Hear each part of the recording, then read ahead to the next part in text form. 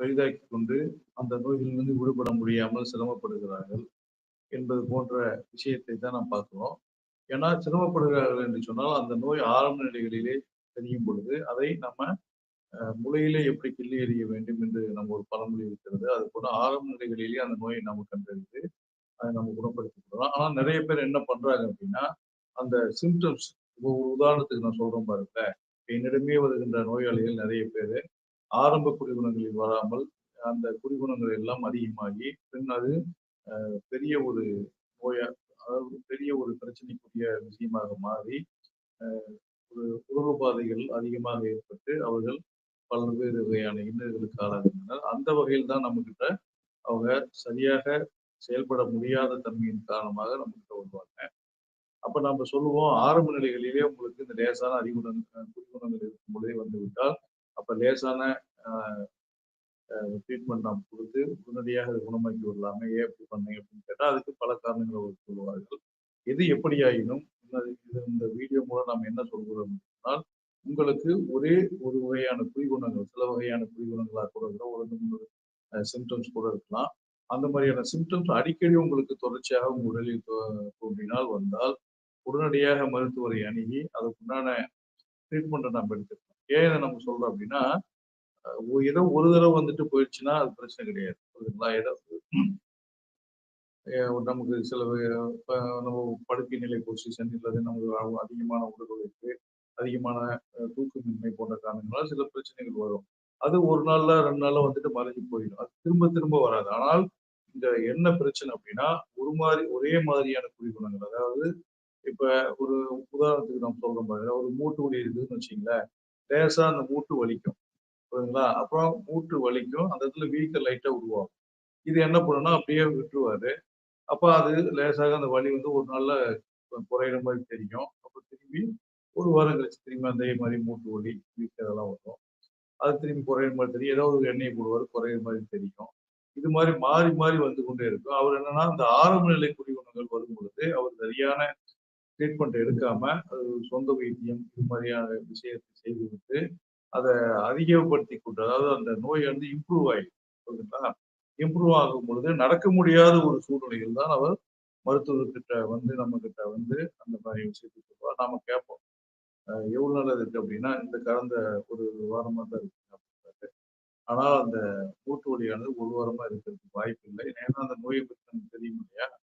அப்ப அந்த நோய் பல ஒரு 6 மாதமாகவே அதனுடைய சிம்ப்டம்ஸ் இந்த மாரிலாம் இருந்திருக்கும். நீங்க அத வந்து அலட்சியப்படுத்தியிருக்கீங்க. இப்போ வந்து அதிகமானதுக்கு அப்புறம் இப்ப நடக்க முடியாதனால இப்ப வந்திருக்கிறீங்க அப்படின்னு நம்ம சொன்னா, அத லேசா ஒத்துக்குவாரு. புரியுதுங்களா? அது அவரு என்ன நினைக்கிறார் அப்படின்னா, இப்ப நடக்க முடியாத போன டைம்ல தான் நமக்கு அந்த நோய் வந்திருக்குது. அதுக்கு முன்னாடி நமக்கு எந்த பிரச்சனையும் கிடையாது. அந்த ஒரு 10 நாளைக்குள்ள தான் நமக்கு பிரச்சனை வந்திருக்கு. அப்படின்னு அவரு தவறான ஒரு புரிதல் கொண்டு அப்படி சொல்லுவாரு. புரியுதுங்களா? அப்ப அவர்கிட்ட இது இது ஒரு அறியாமையின்மை தான். விழிப்புணர்வின்மை தான். ஏனென்று சொன்னால், ஒரு லேசான ஒரு வலி, லேசான ஒரு வீக்கம் வரும்போது, அது ஒரு சாதாரணமான விஷயமாக அவர்கள் எடுத்துக்கொண்டு, அவர்கள் அவங்களுடைய அன்றாட வேலைகளை கவனித்துக் கொண்டிருப்பார்கள். ஏனென்று சொன்னால், அவர்களுக்கு வந்து அ மொபிலைசேஷன் இருக்கும். புரியுதுங்களா? ஒரு இடத்திலிருந்து ஒரு இடத்துக்கு நகரக்கூடிய ஒரு தன்மை, செல்லக்கூடிய தன்மையில் எந்த பிரச்சனையும் அவருடைய உடம்புக்கு ஏற்படாது. அப்ப அந்த உடம்பில் அவருக்கு அந்த பிரச்சனை ஏற்படாத வரை, அந்த குடிகுணங்களை அப்படியே வைத்துக்கொண்டு, அப்படியே செயல்பட்டுக் கொண்டிருக்கும். இதுதான் மிக முக்கியமான ஒரு விஷயம்.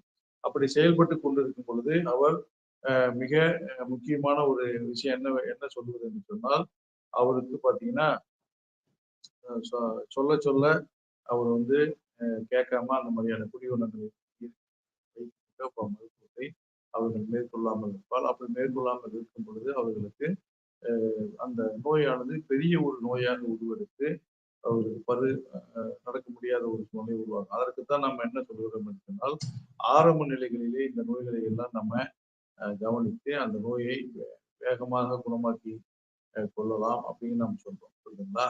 இதே மாரி தான் ஒவ்வொரு நோயும். இப்போ மூட்டு வலி நம்ம சாதாரணமாக எப்படி வரும் அப்படின்னா, அ லேசா ஒரு வலி இருக்கும். அது சாதாரண வலி தான் அப்படின்னு விட்டுருவாங்க. அப்புறம் திரும்ப அந்த வலியானது 1 வாரமோ, 2, 3 நாள் கழிச்சு திரும்பி வரும். அதுக்கு ஏதாவது ஒரு தைலத்தையோ இல்ல பெயின் மாத்திரையோ தடவிட்டு, வீட்ல ஏதாவது இருக்கும். புரியுதுங்களா? அத எடுத்து தடவிட்டு விட்டுருவாரு.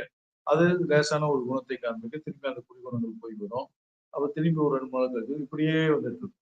அப்ப அவரால இயங்கக்கூடிய ஒரு தன்மை இருக்கும். அப்ப அத அசால்ட்டா அப்படி விட்டுருவாரு. அப்போ அந்த நோயானது அதிகமாகி வரும்பொழுது நம்மள்ட்ட வரும்.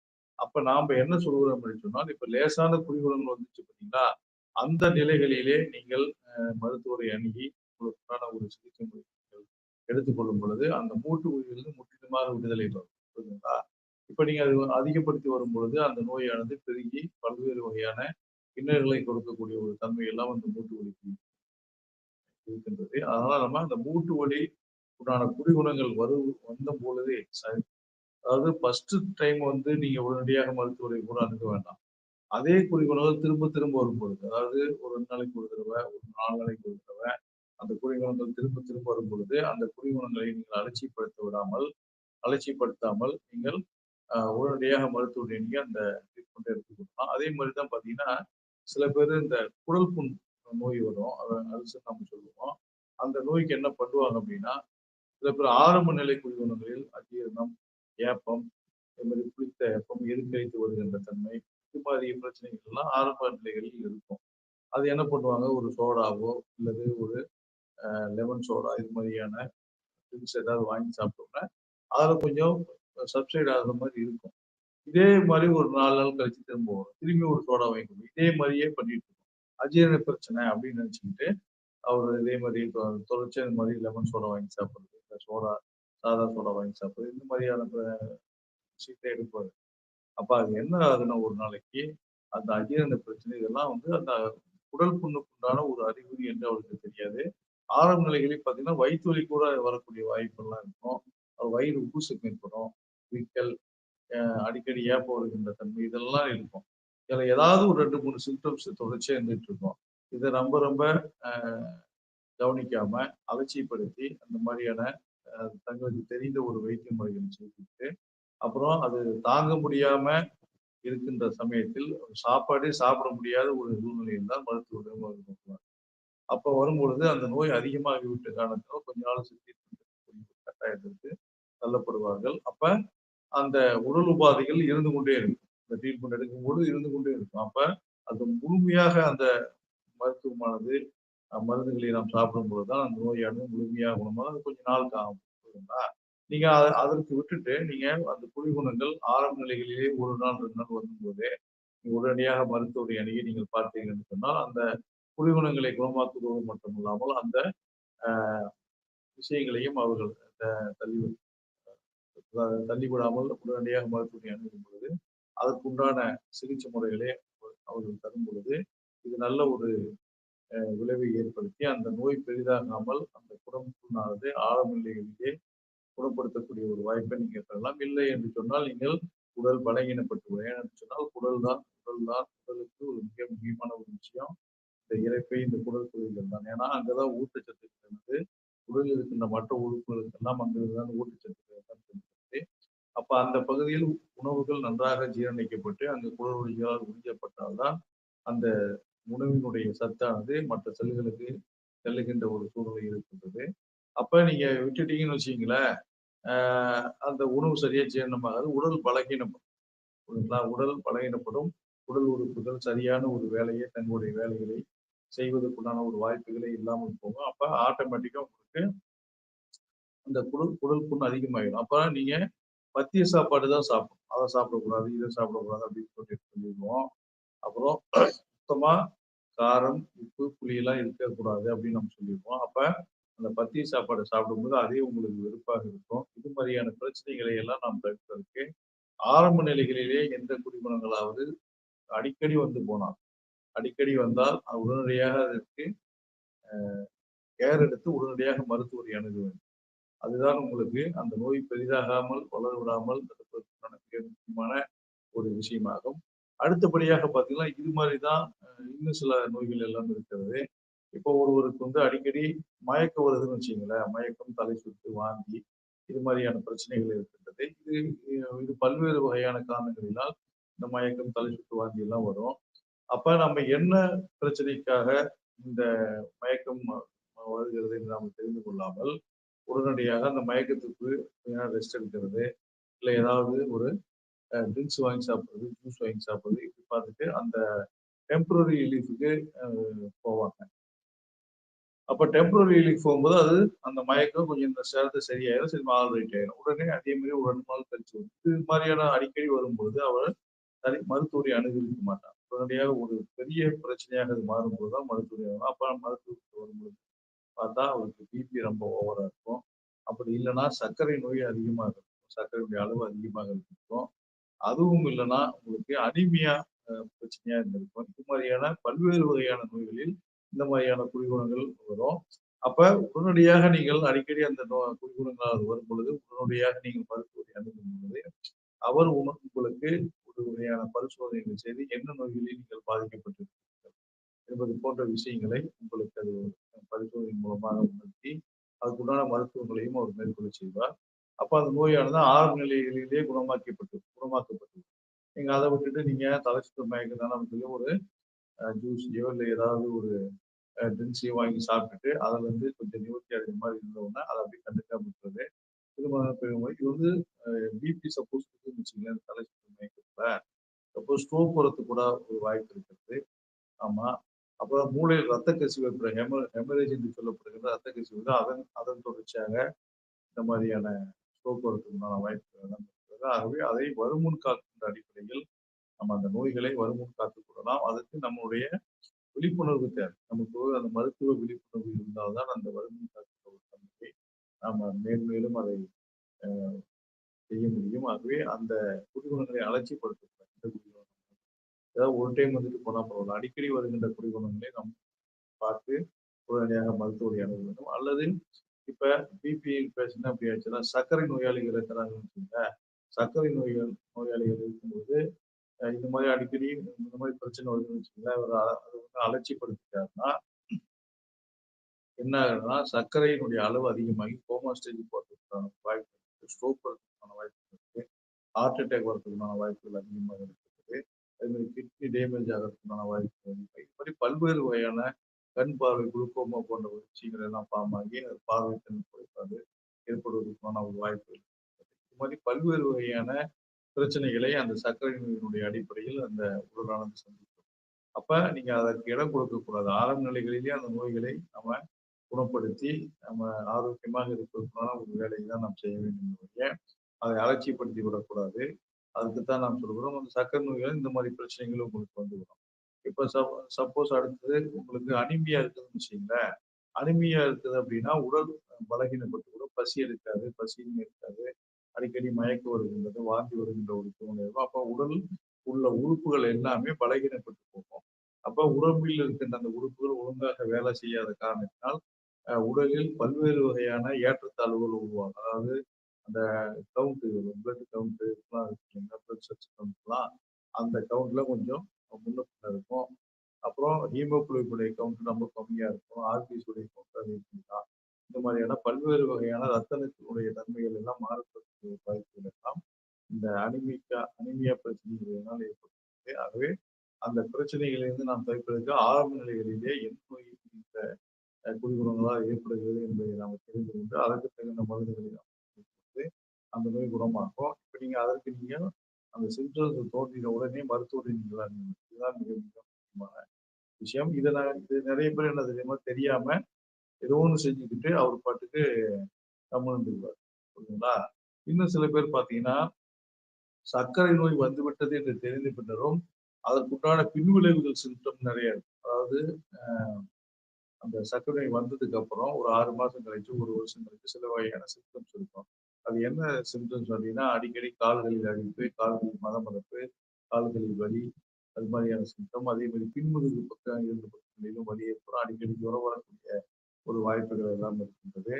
அடுத்தபடியாக பார்த்தீங்கன்னா, உடல்ல அ அரிப்பு ஏற்படுகின்ற ஒரு தன்மைகள்லாம் இருக்கு. அதே மாரி அடிக்கடி கொப்பளங்கள் வரக்கூடிய வாய்ப்புகள் எல்லாம் இந்த கால்களில் ஏற்படும்.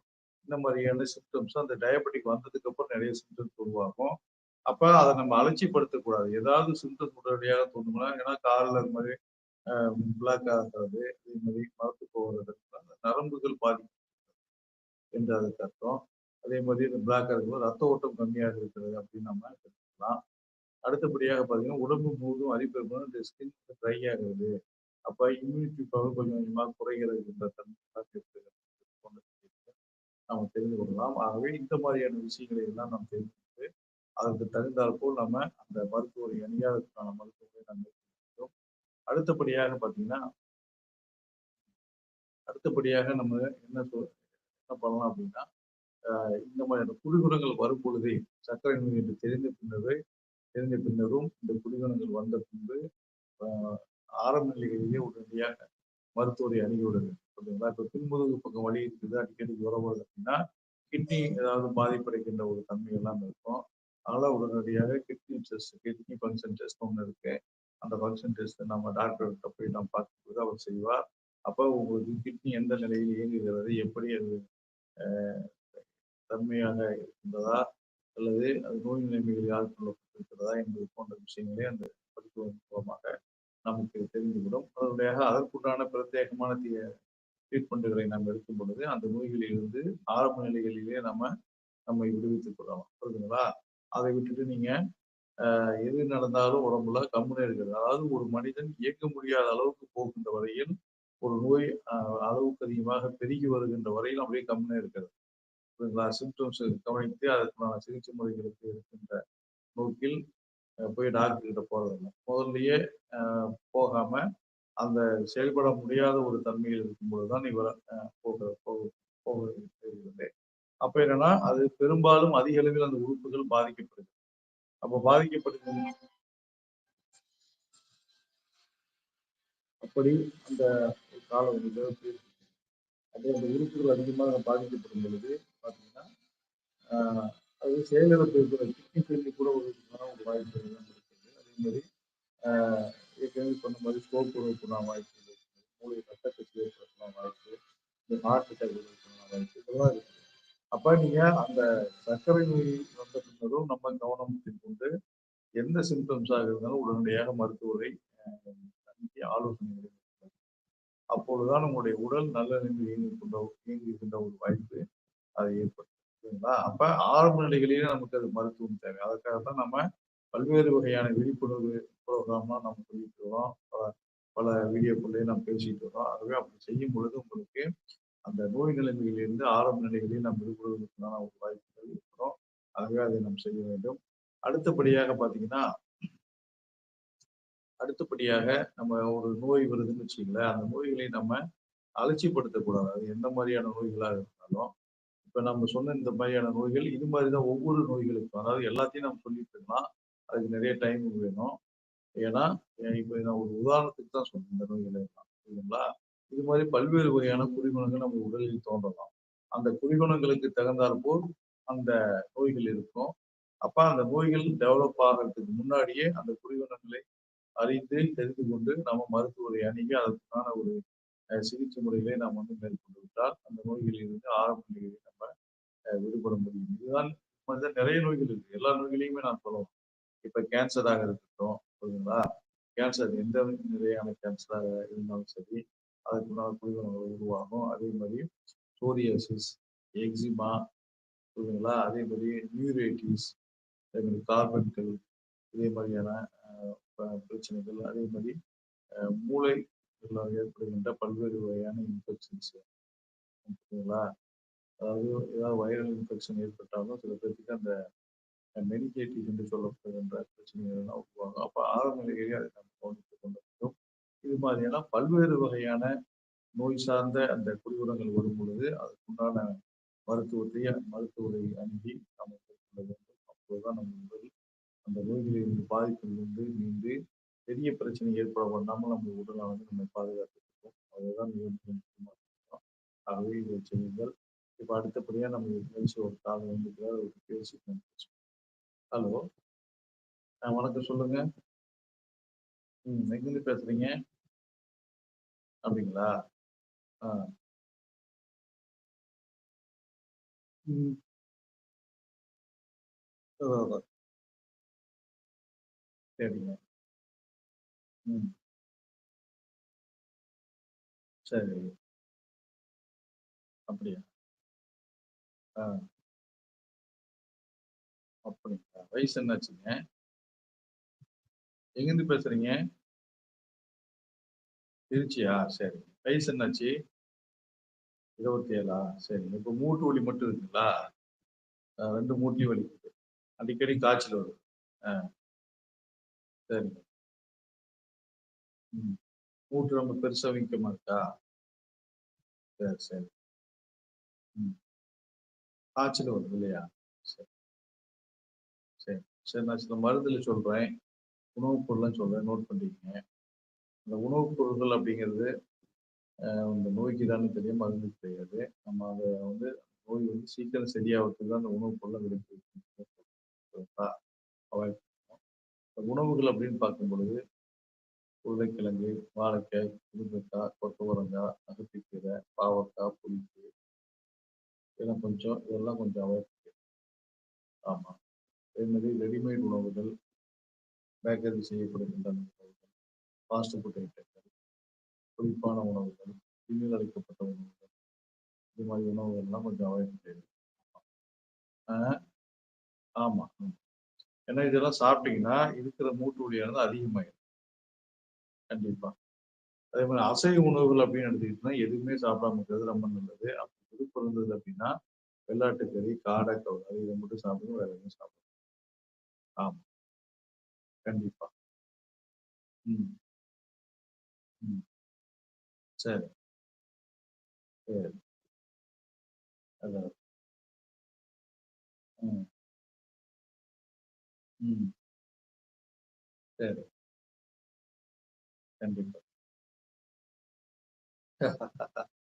ஆ, ஆ. சரி, சரி. அதான், அதான். ஆ. கண்டிப்பா. ம். அதான். சரி. கண்டிப்பா. இதெல்லாம் கொஞ்சம் அவாய்ட் பண்ணிருங்க. மருந்துகள சொல்றேன் நோட் பண்ணிக்கங்க. மருந்துகள் அப்படின்னு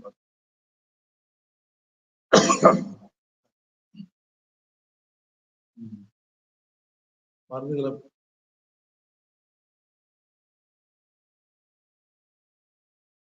ஆமா,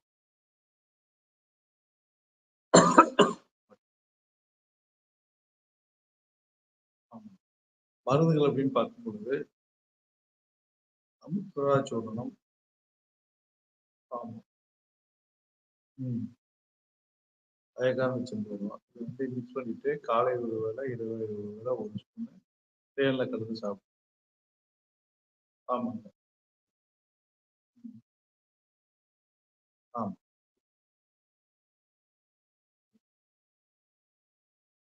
ஆமா. அதே மாரி வாதமடைக்கு மாத்திரைன்னு ஒரு மாத்திரை இருக்கு. அந்த மாத்திரை காலை ஒரு மாத்திரை, இரவு ஒரு மாத்திரை. ஆமா. அது ஆ. ம். ம். அது ம். அதான். ஆ. சரி. ஆ. சரி. ஆ.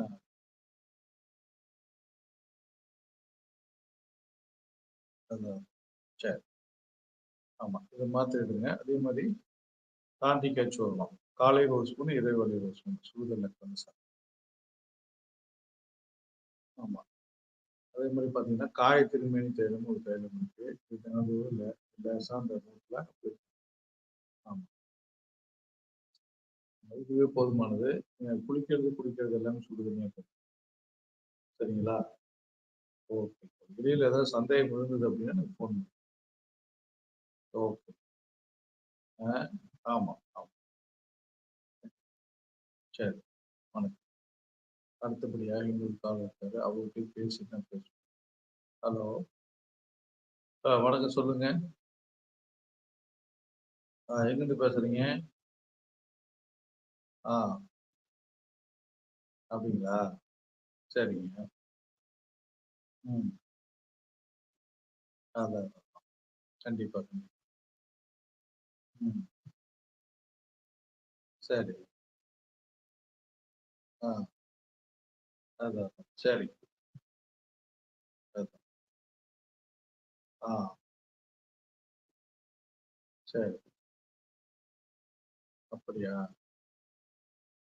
திருவாரூர்லருந்து பேசுறீங்க. சரி. ஆ. சோரியஸ் சோரியாசிஸா? சரி. ஆ, சரி. இது வந்து சோரியாசிஸ பத்தி பல காணொளிகள்ல, பல நிகழ்ச்சிகள் நான் பேசியிருக்கேன். நம்ம அதுக்கு சில மருந்துகள், உணவுகள்லாம் சொல்றேன் நோட் பண்ணிக்கங்க. உணவுகள் அப்படின்னு பார்த்தீங்கன்னா, இந்த கத்திரிக்காய், அவரைப்பருப்பு, தட்டப்பயிறு, கம்பு, சோளம், புளிப்பு இந்த மாதிரியான உணவுகள கொஞ்சம் தவிர்த்துக்கணும். அதே மாரி அசைவ உணவுகள்ல வெள்ளாட்டுக்கறி, காடை, கௌதாரி இத தவிர வேற எதுவுமே சாப்பிடக்கூடாது. ஆமா.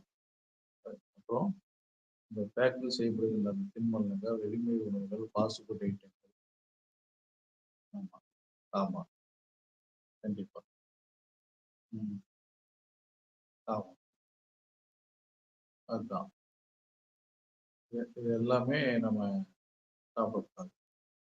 ஆ, ஆமா. ம்,